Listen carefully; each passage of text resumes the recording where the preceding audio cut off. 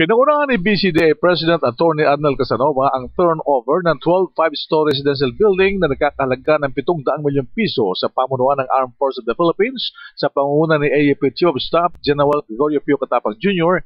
na sinaksihan ni DND Yusek Anoria Ascueta na kumatawan kay Defense Secretary Voltaire Gaspin at Yusek Fernando Manalo. Dumalo rin sa okasyon sina Army Chief Lieutenant General Hernando Riberi, Air Force Chief Lieutenant General Jeffrey Delgado at Navy Chief Vice Admiral Jesus Milan. Gayon din si dating Navy Chief Ferdinand Toto Goles. Sa mensahe ni Gasmi na binasa ni Yusek Ascueta, ipinabot nito ang pasasalamat sa BCDA at natupad ang programa ng pamahalaan para sa mga kasunduluhan. This event is a testimony to a fulfilled commitment by our government to our armed forces.